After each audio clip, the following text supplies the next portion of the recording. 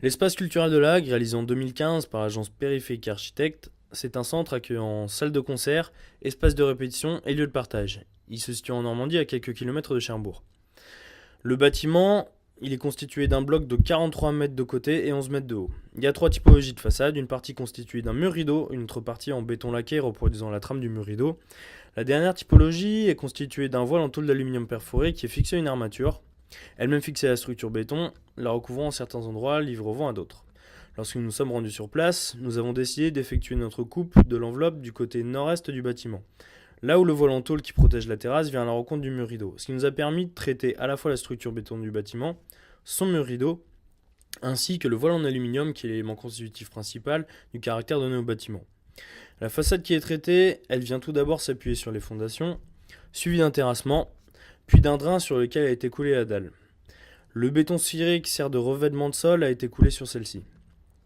Il y a des poteaux en acier qui viennent s'encastrer régulièrement dans le sol et montent jusqu'à la dalle supérieure. À l'intérieur de ces poteaux sont fixés des rails montants chargés d'accueillir le placo-plâtre pour l'isolation phonique des salles de répétition, les espaces entre les poteaux étant occupés par l'isolant thermique.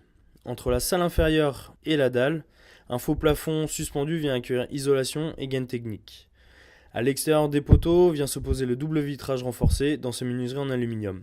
Pour fermer le mur rideau et en assurer l'étanchéité et la dilatation grâce à un joint, il y a un profil inox rythmant la façade qui est installé à l'extérieur du verre. À l'extérieur de la partie de la dalle de plafond, il y a de la laine minérale qui est contre celle-ci, ainsi qu'un simple vitrage recouvert d'un feuilleté miroir pour la cache.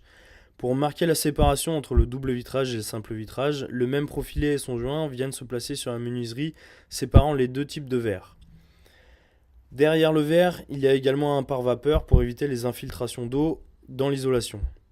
Une réservation a été faite dans la dalle de toit afin d'accueillir la terrasse. Dans cette réservation, il a été appliqué une couche d'étanchéité qui remonte jusqu'au sommet de l'acrotère, dont le sommet est recouvert par une couvertine qui vient pincer la dite couche côté terrasse et recouvrir la façade vitrée afin de compléter l'étanchéité. Dans la réservation sont ensuite placées les lambourdes sur lesquelles sont fixées les lames de terrasse. Enfin, sont fixés les montants verticaux qui viennent accueillir côté terrasse la tôle perforée et côté façade sont fixés des montants horizontaux suivant la courbure du voile extérieur. L'ensemble formant une double peau, celle de l'extérieur esthétique, mais comme à l'intérieur avec le son, elle brise les vents. La deuxième, elle, rigidifie et contrevente la structure côté terrasse.